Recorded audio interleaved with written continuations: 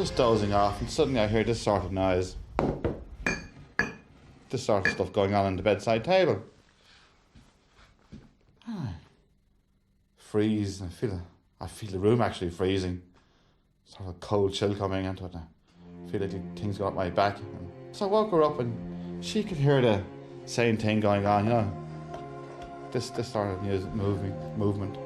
So I started to tell her, I was going for a few minutes and I started to tell her about some of the things that are happening here, you know. And then it stopped. And then you could hear this movement down on the floor of the bedroom. I said, geez, whatever it is playing with the fold-up alarm clock, because you could hear the clock being moved around. So I turned on the bedside light real quick, and there it was, over by the door, 10 to 3 in the morning, the clock on its side. Michael is a tough, hard-working Irish farmer. He and his family have been working Ballyphillip Farm in County Wicklow, in the east of Ireland, for over 50 years. The farm itself goes back much longer than that, over 350 years, to the beginnings of the 17th century. So it's been through some of Ireland's most troubled and turbulent times. There are 3 generations living in the farmhouse, the grandmother, Michael and his sister, and a clutch of children. And all of them have been touched by the strange, unexplained series of events that have been going on at the farm for as long as anyone can remember. Eileen, the sister, for example, still has a vivid memory of an event that occurred way back in her childhood. I must have been about 13 at the time, going to bed and hearing this noise out here in the garden. And like, we're a large family, so we're used to big birthday parties, you know, half the neighbourhood in. And I thought, that is strange, there shouldn't be anybody here at this hour of night, you know? Looking out the window and seeing, it was like a mass of colours all kind of swirling around, like children at a big party, all. You could hear the laughter and the shapes, but I couldn't really identify one particular shape as such. It was like a big, kaleidoscope of colours, you know, and laughter. I thought, that's odd. And didn't think anything more of it. And years later, I mean, I didn't really speak about it either, because I thought they'd send me to a madhouse, you know. And years later, my other sister said she'd also experienced the same thing. Strangely enough, in more recent times, a friend staying at the house claims to have seen a very similar event, as if it were a cluster of children dancing around a maypole. Well, it must be 10 years ago now, I stayed down here. I used to stay down here regularly. I stayed down here this particular night. And I got up about 1 o'clock, 1:30 in the morning to go to the toilet. In that bathroom window there. And I could see a silhouette of, it looked like children playing out in the garden, and I could hear them. And I looked out the window and I thought nothing more of it. Went to bed, got up the next morning, and I said to Connors, my friend, I said, I see Robert's kids were out last night playing for the party or whatever. And he says, oh no, they didn't. They weren't here last night. They weren't staying in the area. There's no neighbours near us here. More strangely still, during some construction work in the early 80s, when an old plum tree had to be dug out, they found, tangled in its roots, a large block of stone. It had a hole in the centre, as if it were the base for a pole. Could it perhaps have been the site of an old maypole? Indeed, it was during this construction work, particularly the draining and digging out of a stream, that the strange, unexplained activity in the house began to increase, to such an extent that nobody could avoid talking about it. A constant succession of small, slightly disturbing events that nagged away at the mind. The sort of experience, for example, that Michael's mother had in the kitchen. It's about 9:30. She heard these footsteps running down along the landing, down the stairs, the front door opening and slamming shut. And she ran into the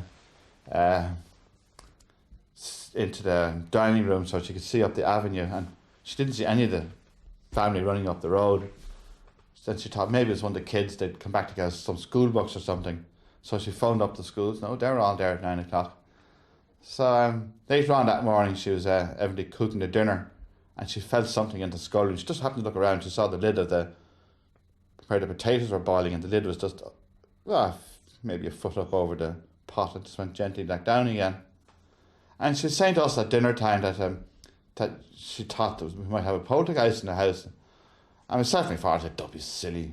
You know, things like that don't happen, you know. I mean, that's only in the movies.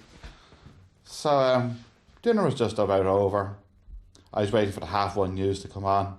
My father was reading The Independent, I was reading the Irish Times, my mother was in getting the coffee and the dessert ready. And suddenly all three of us could hear these footsteps going down along the landing right overhead. And my mother came charging into the kitchen and said, "No, you heard that, you heard that." It is true, I'm not imagining things. So. My sister Christine was home once and we heard, we'd leave the door between the bedrooms open in case something would happen, you know. So the door was left open anyway, and Mousy comes into me, there's a noise on the back stairs, you know. So I grabbed a stick or something, and the two of us stand there, and I said, right, I get him now. And stood up at the top of the stairs, there's a doorway down. And we hear the footsteps now, like big, heavy, plodding footsteps coming up the stairs, right? It was halfway up, I said, right, open the door now, I'll catch whoever it is. Open the door, nothing. That was common to hear these footsteps, you know. My mother thought she saw a child at the end of her bed. And she sat up in the bed and she saw this child, and the child seemingly had wet, curly hair, about 8, 9, 10 years old, and had a long, old-fashioned nightgown on it. And my mother assumed it was my brother's daughter and said, "Go back up to your own house, you shouldn't be down here. Your parents will be fuming if they knew you were out of bed." So with that, my mother lay down and she's facing the wall, and suddenly the child came around to the side of the bed and put his nose right down to my mother's and just smiled. And with that, my mother turned towards my father in the bed and just thought, oh gosh, what's happening? The story of a boy with wet hair became a recurring theme, and it linked to one of the strangest sequences of events that involved the children. Barra, for example, Michael's son, talked of playing around the house with a phantom child, a child who came to acquire the name of Thomas. It was absolutely lashing rain out now, really thundering rain.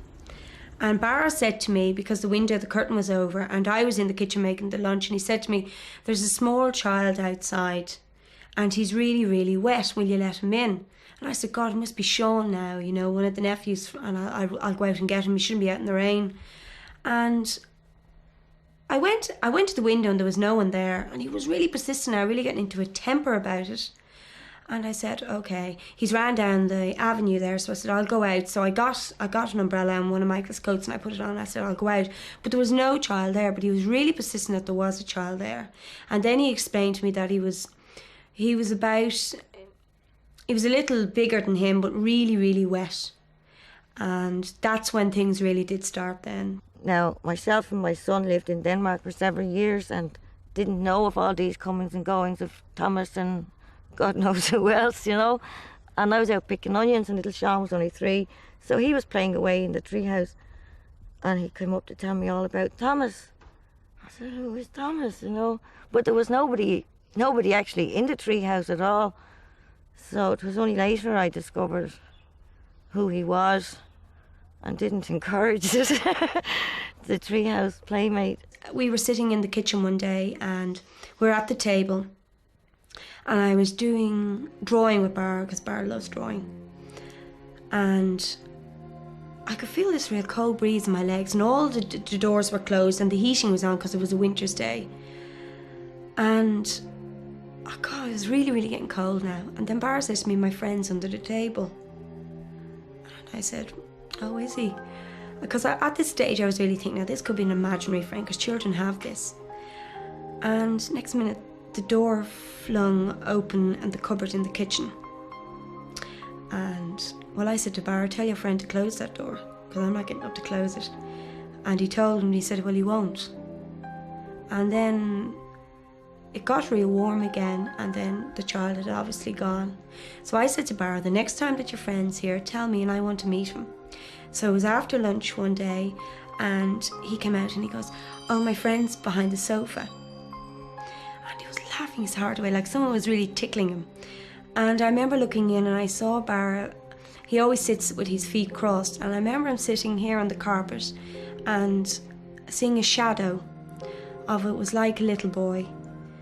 Well, I couldn't tell it was like a little child. These strange events disturbed Michael perhaps more than anyone else, and he began to dig into the history of the farm. He found that in the 1700s it had been owned by the Livesey family, and then towards the end of the 1800s it was passed over to a family called McKee, and they did have a son called Thomas. The story in the village is that in 1902, Thomas, aged 10, was drowned in the river along the banks where Michael was carrying out his landscaping work. And in the churchyard there is a gravestone where the remains of young Thomas lie with those of the rest of the McKee family.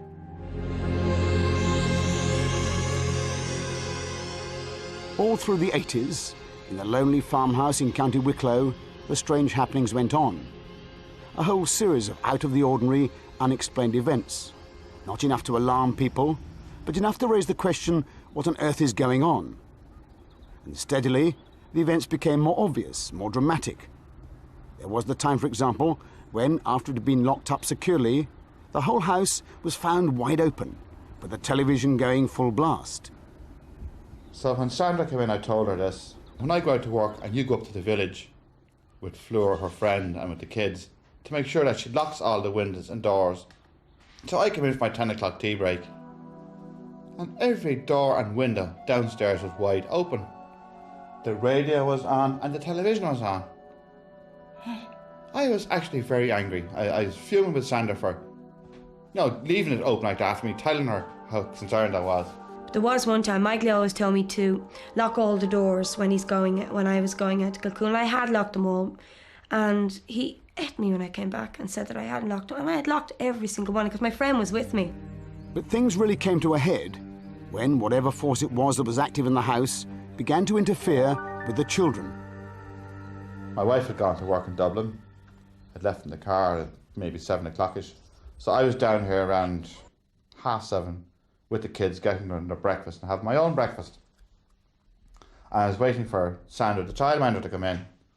And my youngest boy was playing on that seat over there, and he was trying to scramble up it. And suddenly, he seemed to have something that just pushed him off, and he landed right here on the floor beside me. I had came in and Michael said me that fake had been flung. At this stage you would really only be starting to got used to walking. But then my friend was over with her little daughter, and we were having a cup of coffee, and next minute Theoc and this little child just were flung up against the wall, and that was the end of it. That wasn't a child spirit, but it was a very evil spirit, because if anything wants to hurt children, it's obviously evil. So I got the two children up and we ran out, and I said to Michael, I'm not staying in there anymore now, because that's not a joke anymore. Michael felt he had to take some action, but what?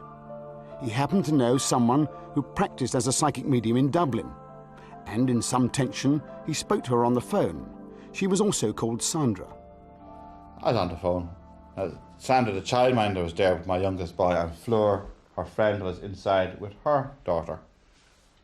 And I was chatting away to Sandra, told her what had happened, and she said, don't worry about it.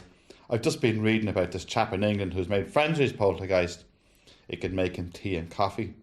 It can get books down off bookshelves and even open them on the right pages. And she says, well, you'd even get some money. I said, don't be stupid. So how can I get you money? And with that, out of the corner of my eye, I saw Fleur in that room in there, bolt straight, upright. The lining was out of her pocket.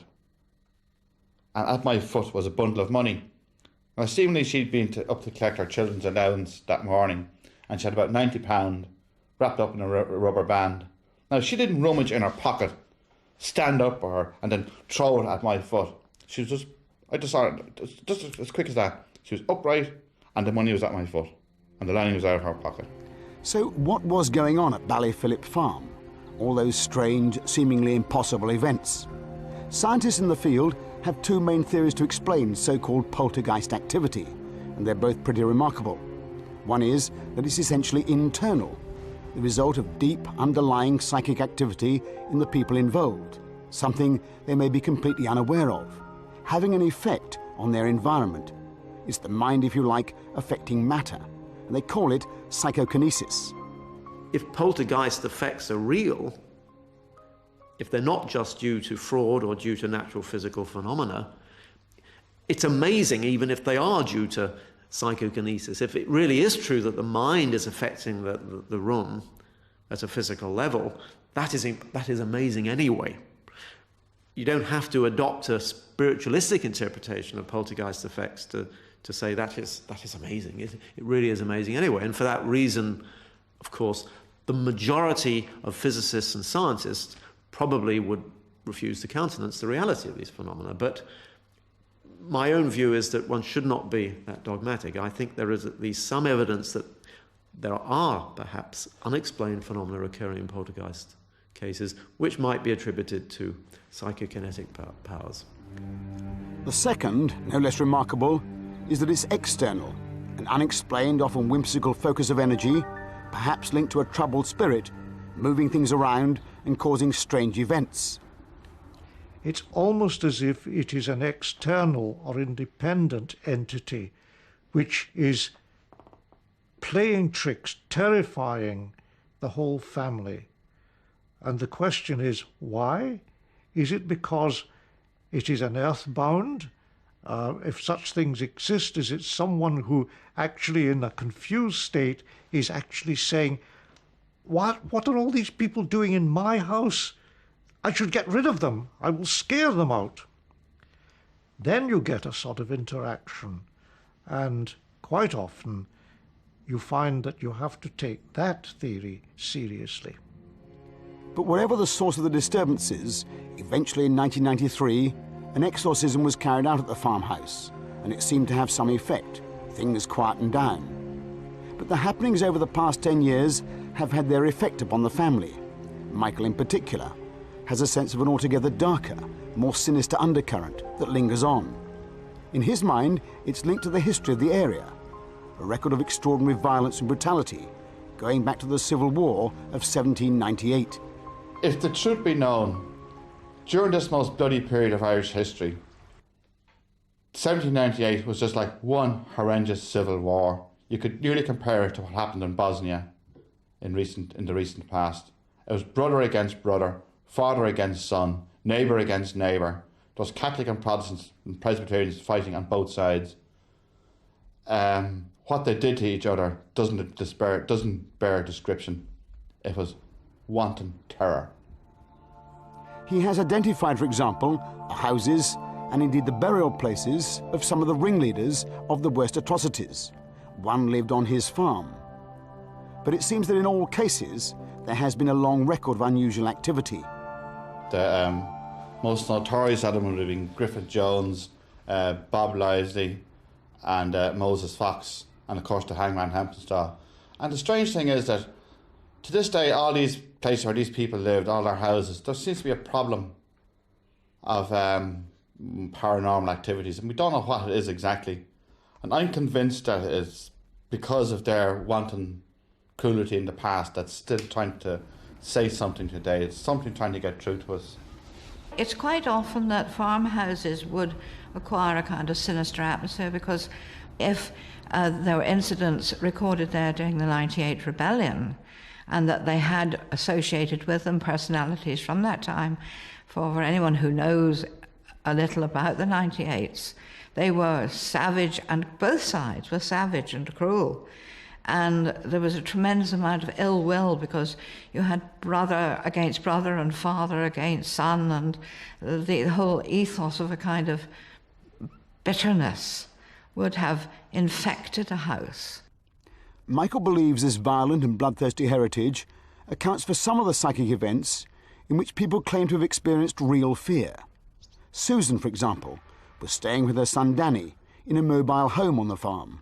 This night I woke up and I found Danny in the bed with me, and he was completely rigid. He was in an sitting upright position, and he was completely rigid and ice cold. His eyes were open wide, but he wouldn't respond to me. He was in some kind of a peculiar trance. And there was the usual very cold atmosphere in the mobile, which you always associate with stories about ghosts and things. And I was filled with a terror, an absolute terror, and a kind of a loathing feeling. And I knew in my heart and soul, if I didn't get Danny out of this situation, that somehow he would be harmed or something would happen. I just knew that. Now, to get him out, I had to go down the length of the mobile into the sitting room area to collect my handbag, which had my car keys in it, right? Now, the lights were flashing. There was like static electricity all over the caravan. The lights were flashing, the radio was all static. And I swung my legs out of the bed and stood up, and it was like somebody had poured glue over me. I couldn't get myself moving. And the more frightened I got to get down and get the bag, this was the main objective, get out. The more I thought about that, the heavier this kind of oppression got. And it was like fighting my way through glue. Now, I suppose the mobile would have been about 32 feet in length, which would take you a couple of seconds to walk from one end to the other. It took me nearly 20 minutes because I had a clock on the wall and I could see. I got down eventually and I got the keys and I got back, and Danny was still in the same position, completely rigid and ice cold. And really, I don't know how I did it, but I just wrapped a blanket around him and got him out into the car, and I took off like a bat out of hell. The story from County Wicklow is undoubtedly a strange and puzzling one. The psychic activity has gone on for so long. It's been experienced by 14 or 15 different people of all ages and personalities, and the events continue to this very day. It would seem that this case is destined to join the large number of mysterious cases that science cannot yet explain, but cases which, as several leading scientists have put it, can no longer simply be brushed aside.